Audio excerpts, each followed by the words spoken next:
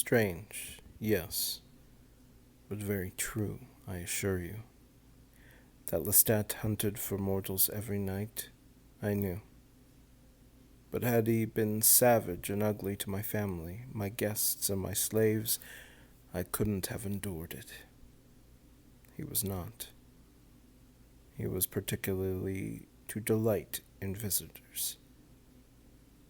But he said we must spare no expense where our families were concerned, and he seemed to me to push luxury upon his father to an almost ludicrous point. The old blind man must be told constantly how fine and expensive were his bed jackets and robes, where imported draperies had been just fixed to his bed, and what French and Spanish wines we had in the cellar, and how much the plantation yielded even in bad years, when the coast talked about abandoning the indigo production altogether and going into sugar. But then, at other times, he would bully the old man, as I mentioned. He would erupt into such rage that the old man whimpered like a child. "Don't I take care of you? In baronial splendor," Lestat would shout at him. "Don't I provide for your every want? Stop whining to me about going to church or old friends. Such nonsense. Your old friends are dead. Why don't you die and leave me and my bankroll in peace?" The old man would cry softly that these things meant so little to him in old age. He would have been content on his little farm forever. I wanted often to ask him later, where was this farm? From where did you come to Louisiana? To get some clue to that place where Lestat might have known another vampire. But I didn't dare bring these things up lest the old man started crying and Lestat become enraged. But these fits were no more frequent than the periods of near obscurescence kindness, when Lestat would bring his father's supper on a tray and feed him patiently while talking of the weather and the New Orleans news and the activities of my mother and sister. It was obvious that a great gulf existed between father and son, both in education and refinement. But how it came about I could not quite guess.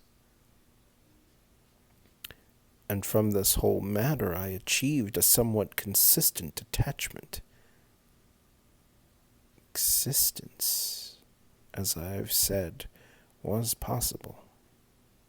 There was always a promise behind his mocking smile that he knew great things or terrible things and had commerce with levels of darkness I could not possibly guess at. And all the time he belittled me and attacked me for my love of the senses, my reluctance to kill, and the near swoon which killing could produce in me.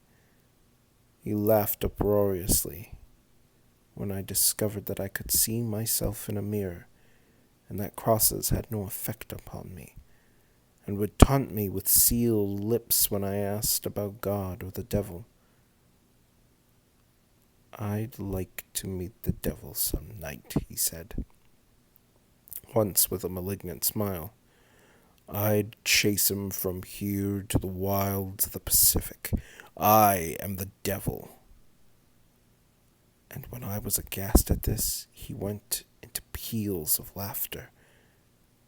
But what happened was simply that in my distaste for him, I came to ignore and suspect him, and yet study him with a detached fascination. Sometimes I'd find myself staring at his wrist from which I'd drawn my vampire life, and I would fall into such a stillness that my mind seemed to leave my body, or rather, my body to become my mind. And then he would see me and stare at me with a stubborn ignorance of what I felt and longed to know, and reaching over, shake me roughly out of it. I bore this with an overt detachment unknown to me in mortal life, and came to understand this as part of a vampire nature. that I might sit at home at Pont de Lac and think for hours of my brother's mortal life and see it short and rounded in unfathomable darkness, understanding now that the vain and senseless wasting passion with which I'd mourn his loss and turned on other mortals like a maddened animal. All that confusion was then like dancers, frenzied in a fog, and now, in this strange vampire nature, I felt a profound sadness. But I did not brood over this. Let me not give you that impression, for brooding would have been to me the most terrible waste. But rather, I looked around me at all the mortals that I knew and saw all life as precious, condemning all fruitless guilt and passion that I would let it slip through the fingers like sand. It was only now, as a vampire, that I did come to know my sister, forbidding her to the plantation for the city life which she so needed in order to know her own time of life and her own beauty, and come to marry, not brood for our lost brother, or my going away, or becoming a nursemaid for our mother. And I provided for them all they might need or want, finding even the most trivial request worth my immediate attention. My sister laughed at the transformation in me when we would meet at night, and I would take her from our flat out the narrow wooden streets to the walk to the tree-lined levee in the moonlight, savoring the orange blossoms and the caressing warmth, talking for hours of her most secret thoughts and dreams, those little fantasies she dared to tell no one and would even whisper to me when we sat in the dim light parlor entirely alone. And I would see her sweet, impalpable before me, a shimmering, precious creature, soon to grow old, soon to die, soon to lose these moments that in their intangibility promised to us wrongly an immortality, as if it were our very birthright, which we could not come to grasp the meaning of until this time of middle life, when we looked on only as many years ahead as already lay behind us, when every moment must be first known and then savored. It was detachment that made this possible, a sublime loneliness with which Lestat and I moved through the world of mortal men, and all material troubles passed from us. I should tell you that the practical nature of it. Lestat had always known how to steal from victims chosen for sumptuous dress and other promising signs of extravagance. But the great problems of shelter and secrecy had been for him a terrible struggle. I suspected that beneath his gentleman's veneer he was painfully ignorant of the most simple financial matters, but I was not. And so he could acquire cash at any moment, and I could invest it. If he were not picking the pocket of a dead man in an alley, he was at the greatest gambling tables in the richest salons of the city, using his vampire keenness to suck gold and dollars and deeds of our property from young planters' sons who had found him deceptive in his friendship and alluring in his charm. But this had never given him the life he wanted, and so for that he had ushered me into the preternatural world, that he might acquire an investor and manager for whom those skills of mortal life became most valuable in this life after. But let me describe New Orleans as it was then and as it was to become, so you can understand how simple our lives were. There was no city in America like New Orleans. It was filled not only with the French and Spanish of all classes, who had formed in parts its peculiar aristocracy, but later with immigrants of all kinds, the Irish and the German in particular. Then there were not only the black slaves, yet the unhomogenized and fantastical in their different tribal garb and manners, but the great growing class of the free people of color. Those marvelous people of our mixed blood and that of the islands, who produced a magnificent and unique cast of craftsmen, artists, poets, and renowned feminine beauty. And then there were the Indians, who covered the levee on summer days selling herbs and crafted wares, and drifting through all and through this medley of languages and colors were the people of the port, the sailors of the ships who came in great waves to spend their money in the cabarets, to buy the night, the beautiful women, both dark and light, to dine on the best of Spanish and French cooking and drink the imported wines of the world. Then, to add to these, within years after my transformation, the Americans who built the city upriver from the old French quarter with magnificent Grecian houses, which gleamed in the moonlight like temples. And of course the planters, always the planters, coming to town with their families in shining laudas, to buy evening gowns and silvers and gems, to crowd the narrow streets on the way to the old French opera house and the Theatre d'Orleans,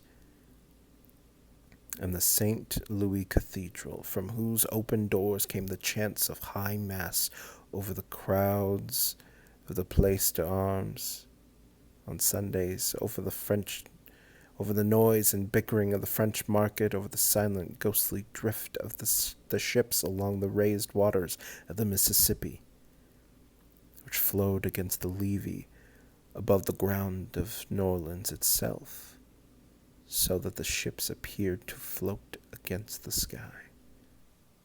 This was the New Orleans, a magical and magnificent place to live, in which a vampire, richly dressed and gracefully walking through the pools of light of one gas lamp after another, might attract no more notice in the evening than hundreds of other exotic creatures, if he attracted any at all, if anyone stopped to whisper behind a fan. That man, how pale, how he gleams, how he moves. It's not natural. A city in which a vampire might be gone before the words had even passed the lips, seeking out the alleys in which he could see, like a cat, the darkened bars in which sailors slept with their heads on the tables, great high-ceilinged hotels, rooms where a lone figure might sit, her feet upon an embroidered cushion, her legs covered with a lace counterpane, her head bent under the tarnished light of a single candle, never seeing the great shadow move across the plaster flowers on the ceilings, never seeing the long white fingers reach to press the fragile flame.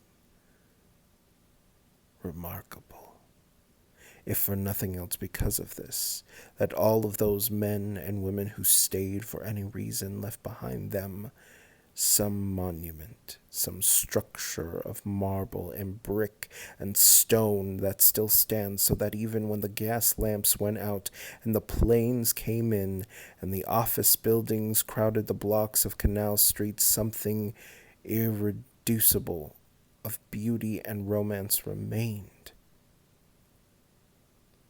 Not in every street, perhaps, but in so many that the landscape is for me the landscape of those times always, walking now in the starlit streets of the quarter or the garden district. I am in those times again. I suppose that is the nature of the monument. Be it in a small house or a mansion of Corinthian columns and wrought iron lace, the monument does not say that this or the man walked here. No, what he felt in one time, in one spot, continues. The moon that rose over New Orleans then still rises. As long as the monuments stand, it still rises. The feeling, at least here and there, it remains the same. The vampire appeared sad. He sighed, as if he doubted what he had just said. What was it? He asked suddenly, as if he were slightly tired. Yes, money. Lestat and I had to make money. And I was telling you that he could steal, but it was an investment afterwards that mattered. But we accumulated what we must use. But I go ahead of myself. I killed animals. But I'll get to that in a moment. Lestat killed humans all the time. Sometimes 2 or 3 a night. Sometimes more. He would drink from one, just enough to satisfy a momentary thirst, and then go on to another. The better the human, he would say in his vulgar way, the more he liked it. A fresh young girl, that was his favorite food. The first of the evening, but the triumphant kill for Lestat was a young man.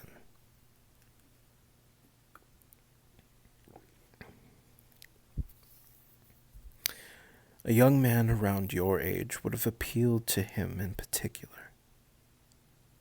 Me? The boy whispered. He had leaned forward on his elbows to peer into the vampire's eyes, and now he drew up. Yes, the vampire went on, as if he hadn't observed the boy's change of expression. You see, they represented the greatest loss to Lestat, because they stood on the threshold of the maximum possibility of life. Of course, Lestat didn't understand this himself.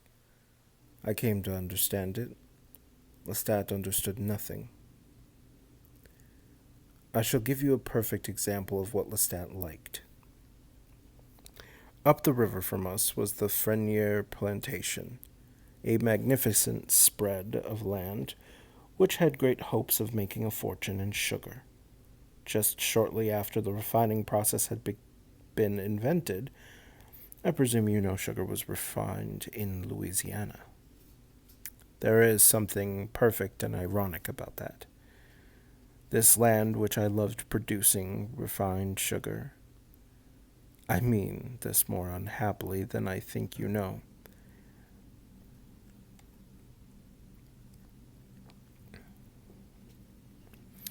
This refined sugar is a poison. It was the essence of life in New Orleans, so sweet that it can be fatal, so richly enticing that all other values are forgotten. But as I was saying, upriver, from us lived the Freniers, a great old French family, which had produced in this generation 5 young women and 1 young man. Now 3 of the young women were destined not to marry, but 2 were young enough still, and all depended upon the young man. He was to manage the plantation, as I had done for my mother and sister, and he was to negotiate marriages, to put together dowries when the entire fortune of the place rode precariously on the next year's sugar crop. He was to bargain, fight, and keep at a distance the entire material world from the world of Frenier. Lestat decided he wanted him, and when fate alone nearly cheated Lestat, he went wild. He risked his own life to get the Frenier boy, who had become involved in a duel. He had insulted a young Spanish Creole at a ball. The whole thing was nothing, really, but like most young Creoles, this one was willing to die for nothing. They were both willing to die for nothing. The Frenier household was in an uproar. You must understand, Lestat knew this perfectly. Both of us had hunted the Frenier plantation. Lestat for the slaves and chicken thieves, and me for animals. You were only killing animals. Yes, but I'll come to that later, as I said. We both knew the plantation, and I had indulged in one of the greatest pleasures of a vampire, that of watching people unbeknownst to them. I knew the Frenier sisters, and I knew the magnificent rose trees around my brother's oratory. They were a unique group of women.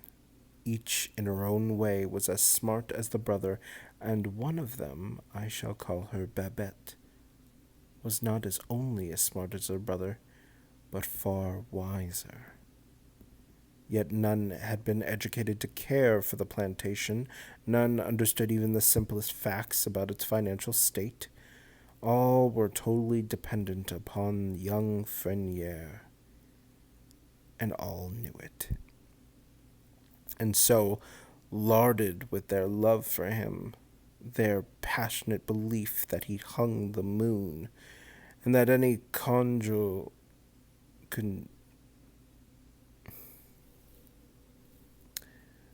love they might ever know would only be a pale reflection for their love for him. Larded with was a desperation